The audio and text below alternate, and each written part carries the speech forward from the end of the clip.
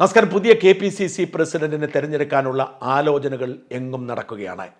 മുതിർന്ന പല നേതാക്കളും പറയുന്നു ഇപ്പോൾ കെ സുധാകരനെ പോലൊരു നേതാവിനെ മാറ്റേണ്ട ഒരു സാഹചര്യവുമില്ലെന്ന്. സുധാകരനെ ഓർമ്മപ്പിശകൊണ്ടെന്നും അദ്ദേഹം പറയുന്നത് പലതും പരസ്പര വിരുദ്ധമാണെന്നും നേതാക്കന്മാർ തന്നെ പ്രചരിപ്പിക്കുമ്പോഴും സാധാരണ അണികൾക്ക് ഇതുവരെ അങ്ങനെ ഒരു ഫീൽ ഉണ്ടായിട്ടില്ല. സുധാകരൻ KPCC പ്രസിഡന്റ് ആയതിനു ശേഷമാണ് കോൺഗ്രസ് പാർട്ടിക്ക് വലിയ ഉണർവുണ്ടായത്. അതുകൊണ്ട് തന്നെ ശശി തരൂരും രമേശ് ചെന്നിത്തലയും ഒക്കെ പറയുന്നത് പോലെ സുധാകരനെ ധൃതി പിടിച്ച് KPCC പ്രസിഡന്റ് സ്ഥാനത്തു നിന്ന് മാറ്റണം എന്ന് വാശി ആർക്കാണ് എന്ന് പിടികിട്ടുന്നില്ല. ഇനി അത്തരമൊരു സാഹചര്യമുണ്ടെങ്കിൽ ആ പദവി ഒഴിയാൻ സുധാകരൻ ആഗ്രഹിക്കുന്നെങ്കിൽ തീർച്ചയായും എല്ലാവരും ഒരുമിപ്പിച്ചു കൊണ്ടുപോകുന്ന നേതൃപാടവമുള്ള ഒരാളായിരിക്കണം പകരം KPCC പ്രസിഡന്റായി വരേണ്ടത്. അടുപ്രകാശും PC വിഷ്ണുനാഥും ഒക്കെ അതിന് പറ്റിയ ആളുകൾ തന്നെയാണ്. ഇനി ഷാഫി പറമ്പലിനെ ആക്കിയാൽ പോലും നല്ലത് മാത്രമേ കോൺഗ്രസിനുണ്ടാവൂ. എന്നാൽ പറഞ്ഞു കേൾക്കുന്ന പല പേരുകളും തമാശ നിറഞ്ഞതാണ്. ഏറ്റവും ഒടുവിൽ മനോരമ കാമ്പയിൻ പോലെ രംഗത്തിറങ്ങിയിരിക്കുന്നത് ബെന്നി ബെഹനാന് വേണ്ടിയാണ്. ക്രിസ്ത്യാനികളുടെ പ്രാതിനിധ്യം ആവശ്യമാണെന്നും ഉമ്മൻചാണ്ടിക്ക് ശേഷം ഉമ്മൻചാണ്ടിയുടെ പിൻഗാമി എന്ന നിലയിൽ ബെന്നി ബെഹനാനെ കൊണ്ടുവന്നാൽ ക്രൈസ്തവരെ ചേർത്ത് നിർത്താൻ കഴിയും എന്നുമാണ് ഇന്നലെ പുറത്തു വന്ന ചില റിപ്പോർട്ടുകൾ സൂചിപ്പിക്കുന്നത്. ഈ ആഗ്രഹത്തോടെ ബെന്നി ബെഹനാൻ KPCC പ്രസിഡന്റ് ആവാൻ രംഗത്തെത്തുകയും KC വേണുഗോപാലിന്റെ വീട്ടുപടിക്കൽ പോയി കാവൽ നിൽക്കുകയും മനോരമയെ ഉപയോഗിച്ച് നിരന്തരമായി വാർത്ത എഴുതുകയും ചെയ്യുന്നു. എന്നാൽ ഖേദപൂർവ്വം പറയട്ടെ, അടുത്ത തെരഞ്ഞെടുപ്പിൽ കോൺഗ്രസിന് അധികാരത്തിലെത്താൻ ആഗ്രഹമുണ്ടെങ്കിൽ ഒരിക്കലും പരിഗണിക്കരുതാത്ത പേരാണ് ബെന്നി ബെഹനാൻ്റേത്. ഒന്നാമത്തെ കാര്യം, ബെന്നി ബെഹനാൻ ക്രിസ്ത്യാനികളുടെ പ്രതിനിധിയാണ് എന്നത് കേവലം പേരുകൊണ്ടുള്ള ഒരു ഗെയിം മാത്രമാണ്, നെയിം ഗെയിം. ബെന്നി ബെഹനാൻ യാക്കോബായ സമുദായ അംഗമാണ്. യാക്കോബായക്കാർ പരസ്യമായി തന്നെ CPM-നെയും ഇടതുപക്ഷത്തെയും പിന്തുണയ്ക്കുന്ന മതസമുദായമാണ്. അവരത് ഒളിച്ചു വയ്ക്കാറില്ല. പരസ്യമായി തന്നെ അവർ പറയാറുണ്ട് അവർ CPM-നൊപ്പമാണെന്ന്.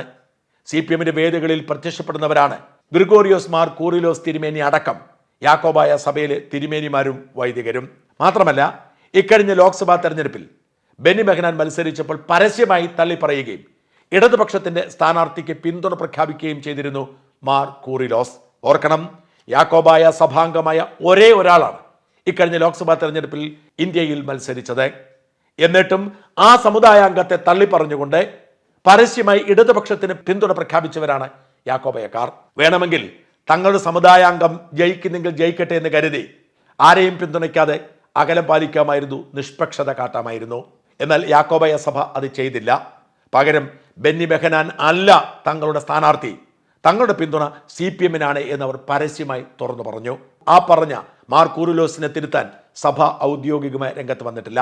ബെന്നി ബെഹനാൻ അംഗമായിരിക്കുന്ന യാക്കോബായ സഭയുടെ കാര്യമാണ് പറയുന്നത്. അപ്പോൾ പിന്നെ യാക്കോബായക്കാരുമായി ബദ്ധശത്രുതയിലുള്ള ഓർത്തഡോക്സുകാരുടെ കാര്യം പറയേണ്ടതുണ്ടോ? ബെന്നി ബെഹനാനും കത്തോലിക്ക സഭകളുമായോ, ബെന്നി ബെഹനാനും പെന്തക്കോസ്റ്റൽ സഭകളുമായോ, ബെന്നി ബെഹനാനും മാർത്തോമാ സഭകളുമായോ CSI സഭയുമായോ എന്തെങ്കിലും ബന്ധമുള്ളതായി ആർക്കും അറിയില്ല. അതുകൊണ്ട് ബെന്നി ബെഹനാനെ ക്രിസ്ത്യാനിയുടെ ലേബലിൽ KPCC പ്രസിഡന്റ് ആക്കാൻ ആരും ശ്രമിക്കേണ്ടതില്ല. അങ്ങനെ ഒരാളെ ഇവിടുത്തെ ക്രിസ്ത്യാനികൾ പ്രതിനിധിയായി ആഗ്രഹിക്കുന്നുമില്ല. മാത്രമല്ല, ബെന്നി ബെഹനാൻ A ഗ്രൂപ്പുകാരനാണ് എന്ന് സ്വയം അവകാശപ്പെടുന്നതാണ്.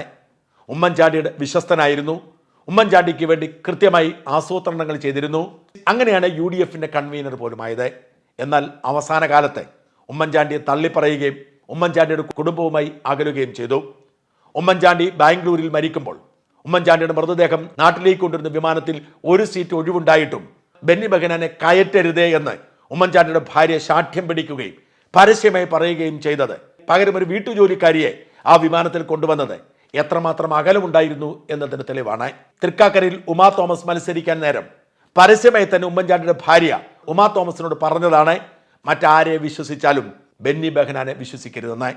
ഉമ്മൻചാണ്ടിയെ അവസാന കാലം ചതിച്ചയാൾ എന്ന നിലയിൽ ഉമ്മൻചാണ്ടിയുടെ ഭാര്യയും കുടുംബാംഗങ്ങളും A ഗ്രൂപ്പിലെ നേതാക്കളുമൊക്കെ ബെന്നി ബെഹനാനെ സംശയത്തോടെ കാണുന്നു.